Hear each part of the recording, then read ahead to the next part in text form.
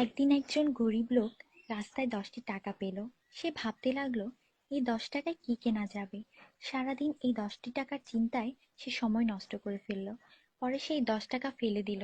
সে বলল, হে আল্লাহ, এই 10 টাকার জন্য আমি আজ সকাল থেকে আপনাকে একবারও স্মরণ করিনি। সেই সব লোক আপনাকে কিভাবে স্মরণ করে যাদের লাখ টাকা আছে? আল্লাহ সুদ হারাম করে দিয়েছেন, আমরা ব্যাংক বানিয়েছি। আল্লাহ জীবনকে সীমিত করেছেন, আমরা ঘড়ি বানিয়েছি। আল্লাহ পর্দার হুকুম দিয়েছেন, আমরা টিভি, ডিভিডি, ডিশ দিয়ে বেহায়ামি সর্বসাধারণের জন্য করে দিয়েছি। আল্লাহ বলেন, কোরআনে তোমাদের সফলতা, আমরা অক্সফোর্ডের বইকে সফলতা বানিয়ে নিয়েছি। আল্লাহ মিথ্যা বলা নিষেধ করেছেন, আর আমরা এপ্রিল ফুল পালন করা শুরু করে দিয়েছি। আল্লাহ বৃদ্ধ বয়সে মা বাবার সেবা করতে বলেছেন, আমরা বৃদ্ধাশ্রম বানিয়ে ফেলেছি।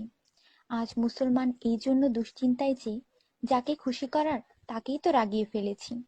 দয়া করে সবাইকে ফরওয়ার্ড করুন, কারণ নেকির দাওয়াত দেওয়ায় নেকিকারীর সমান সওয়াব পাওয়া যায়। একটু ভাবুন, আজান যখন হয় তখন টিভির ভলিউম কমানো হয়, কিন্তু নজর টিভিতেই থাকে। আর মনে মনে বলি, আজান যাতে তাড়াতাড়ি শেষ হয়। এতেই কি আজানের মর্ম? আপনি নিজে আপনার মনকে প্রশ্ন করুন। আজানের জবাব দেওয়ার চেষ্টা করুন, যাতে মৃত্যুর পর কালিমা তাইয়্যিবা আমাদের নসিব হয়। অনুরোধ, এই মেসেজটি সবার কাছে পৌঁছে দিন। বন্ধুরা, আমাদের দাওয়াতে যদি কেউ না আসে, আমরা রাগান্বিত হই।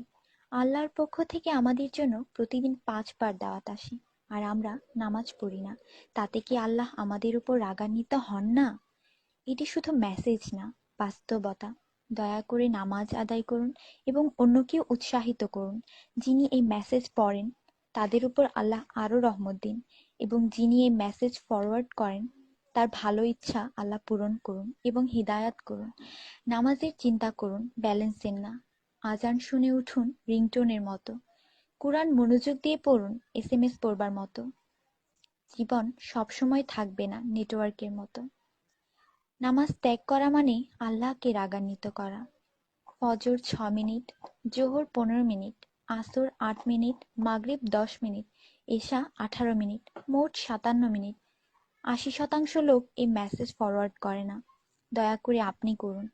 আল্লাহ সবার মঙ্গল করুন। আমিন।